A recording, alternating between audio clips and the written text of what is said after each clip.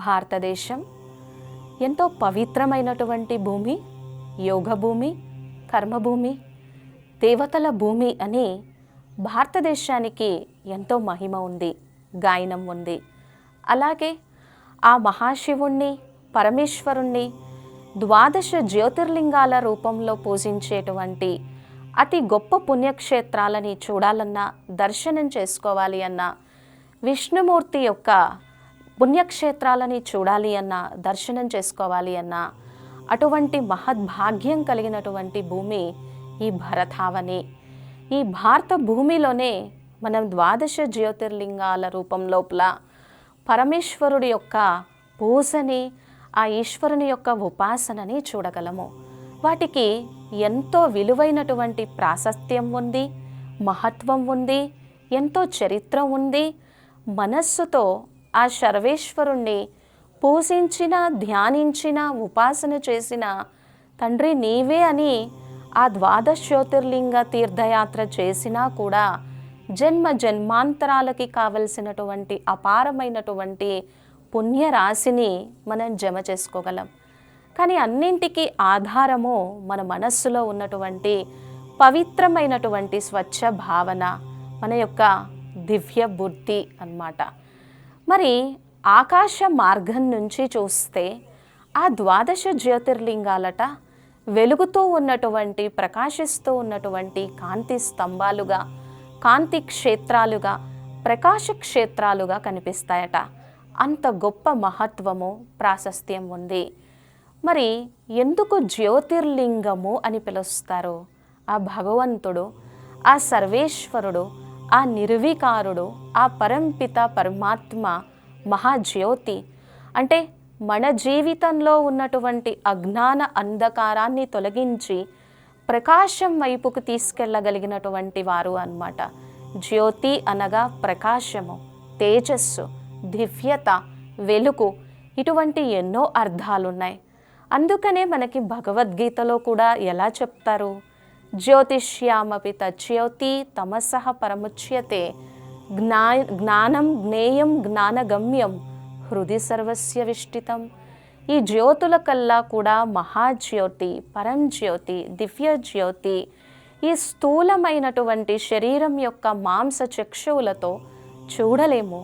మనస్సుతో, బుద్ధితో, పవిత్ర భావనతో, దివ్య నేత్రంతో మాత్రమే ఆ ఈశ్వరుణ్ణి, ఆ సర్వేశ్వరుణ్ణి దర్శనం చేయగలము కదా. అందుకనే మరి అటువంటి సర్వేశ్వరుణ్ణి, అటువంటి జగన్నియామకుణ్ణి, అటువంటి పరమాత్మని మనమందరం పూజించాలన్నా, ఉపాసన చెయ్యాలన్నా, యజ్ఞ యాగాది క్రతువులు నిర్వహించాలన్నా, తపస్సు చేయాలన్నా, ధ్యానం చెయ్యాలన్నా, మన మనస్సుని, బుద్ధిని ఆయన యందు నిలిపి ఆ సర్వేశ్వరుని యొక్క ఆశీర్వాదాలు తీసుకోవాలి అన్న పూజ అవసరము. అందుకనే ఈ ద్వాదశ జ్యోతిర్లింగ క్షేత్రాలలో ఆ పరమశివుడు జ్యోతిర్లింగంగా, ఈశ్వరునిగా, మహేశ్వరునిగా పూజింపబడుతూ ఉన్నారు. అసలు దాని వెనుక ఉన్నటువంటి పురాణ గాథని, పురాణ ప్రాశస్త్యాన్ని ఇప్పుడు మనం తెలుసుకున్నాము. మరి ఒకసారి పురాణ కథనాల ప్రకారము, ఒకసారి బ్రహ్మదేవుడికి, శ్రీ మహావిష్ణువుకి ఒక చిన్న ఘర్షణ జరిగిందట. ఇందులో నేను గొప్ప, నువ్వు గొప్ప, ఇద్దరిలో ఎవరు గొప్ప తేల్చుకుందాము అనేటువంటి ఒక భావన బయలుదేరిందట. అయితే ఇక్కడ మనం ఒకసారి ఆలోచించాలి, నిజంగా దేవతలకి అటువంటి భావాలు ఉంటాయా కదా? సో అటువంటి భావాలు ఉండవు. కానీ మనుష్యులమైనటువంటి మనము మనకి దగ్గరగా అందిస్తే ఆ దేవతలకి లేదా భగవంతుడికి మన మనస్సుని ఈజీగా నిలపగలము అనేటువంటి భావంతో చెప్పారు. అయితే ఇక్కడ శ్రీ మహావిష్ణువుకి, బ్రహ్మదేవుడికి చిన్న వాగ్వివాదం అయింది. ఇద్దరూ కలిసి పరమశివుడైనటువంటి మహాదైవాది దైవం అయినటువంటి ఈశ్వరుని దగ్గరకు వెళ్తారట.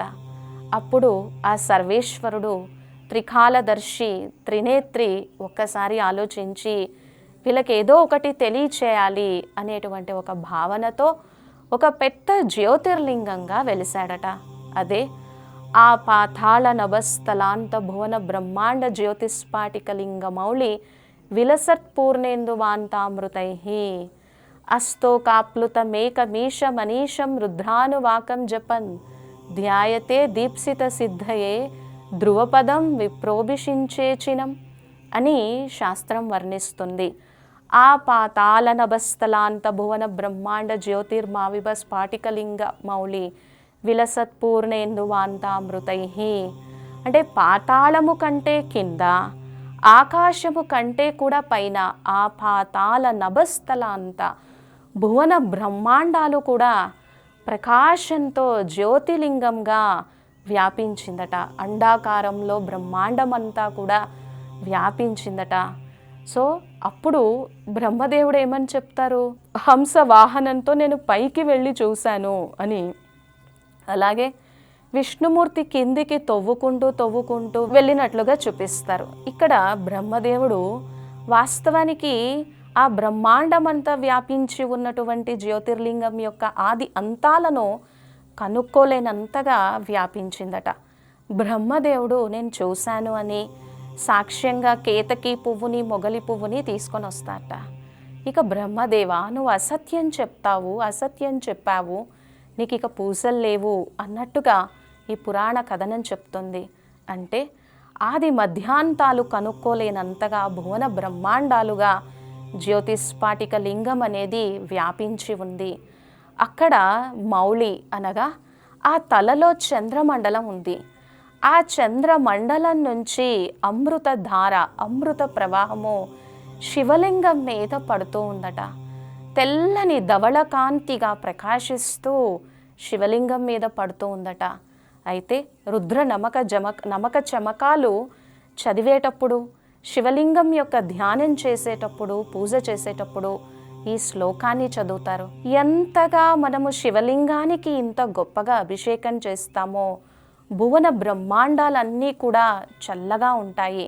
ఆ ఈశ్వరుడి నుంచి నేను చల్లగా ఉండగలను, ప్రశాంతంగా ఉండగలను అనేటువంటి ఆశీర్వాదాన్ని, వరదానాన్ని తీసుకోగలము.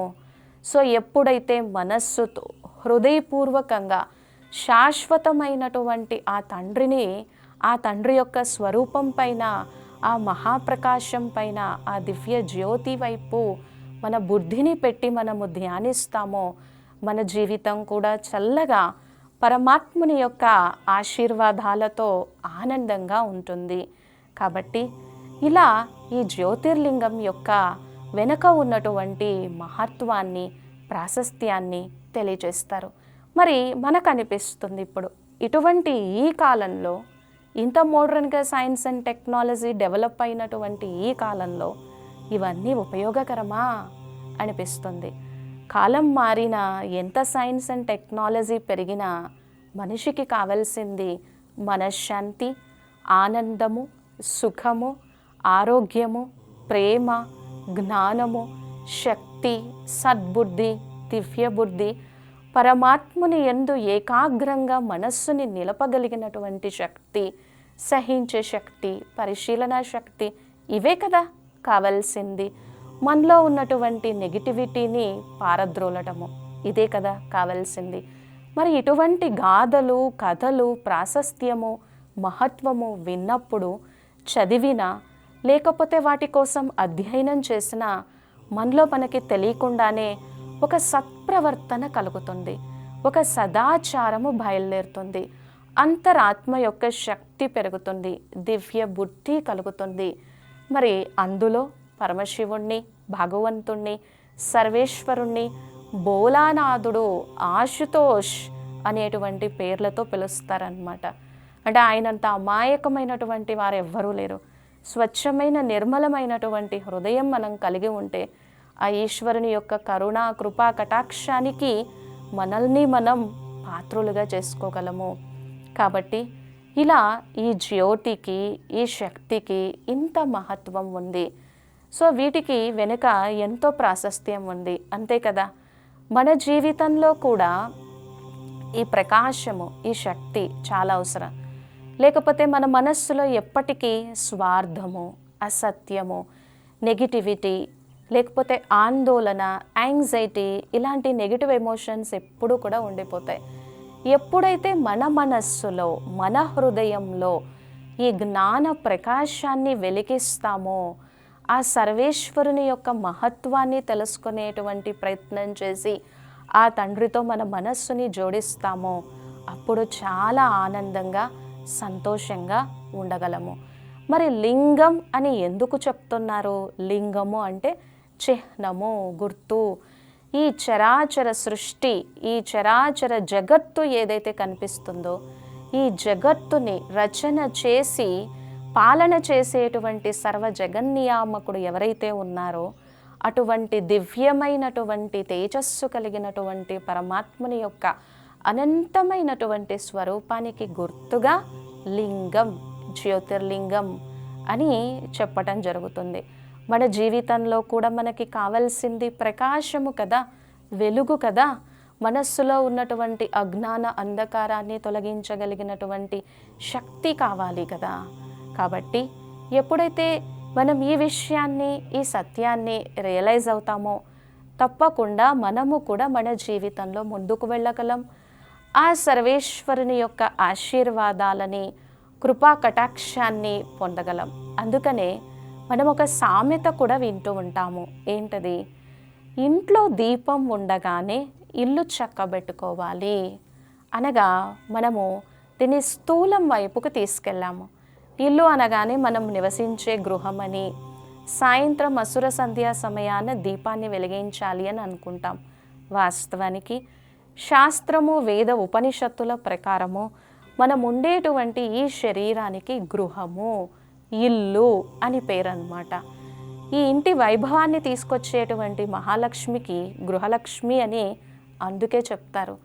ఇంట్లో దీపం ఉండగానే ఇల్లు చక్కబెట్టుకోవాలి అనంటే, ఈ శరీరం అనేటువంటి ఈ ఇంట్లో, ఈ శరీరం అనేటువంటి ఈ గృహంలో నేను ఉండగానే నేనేంటో, నా స్వరూపం ఏంటో, నన్ను సృష్టించిన దైవం ఏంటో, నన్ను ఈ సృష్టిపైకి పంపించినటువంటి ఆ మహత్తరమైనటువంటి దివ్య తేజస్సు ఏంటో తెలుసుకొని ఆత్మజ్యోతిని, ప్రకాశాన్ని వెలిగించుకొని ఆ ఈశ్వరుని యొక్క ప్రకాశంలో నేను ఉండగలగాలి.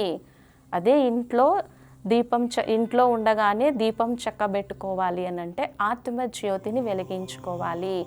అప్పుడు మనలో దైవీ గుణాలు భాసిస్తాయి, దివ్య గుణాల యొక్క ధారణ జరుగుతుంది, ఆనందంగా ఉంటాం.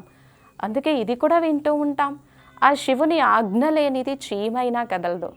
అంటే ప్రతి చీమ, ప్రతి ఆకు ఆయన ఆజ్ఞతో కదులుతుంది అని కాదు. ఈ చరాచర జగత్తుకు మొత్తానికి కూడా తండ్రి భగవంతుడు, సదాశివుడు, పరమేశ్వరుడు అనేటువంటి సత్యాన్ని తెలుసుకునేటువంటి దానికోసము ఈ చిన్న చిన్నవన్నీ మన జీవితంలో ప్రవేశపెట్టారు. కాబట్టి వీటికి ఎంతో మహత్వం ఉంది. ఈ భావనతో మనము ద్వాదశ జ్యోతిర్లింగాలను దర్శించిన, పూజించిన ఆ సర్వేశ్వరుని యొక్క, ఆ శ్రీ మహావిష్ణువు యొక్క, దేవీ దేవతలందరి యొక్క దీవెనలను మనం తీసుకోగలం. ఎప్పుడూ కూడా భగవద్ జ్ఞానంతో, భక్తితో మన జీవితాన్ని ప్రకాశింపచేసుకోగలము. ఓం శాంతి. For more videos like this, subscribe Big TV channel.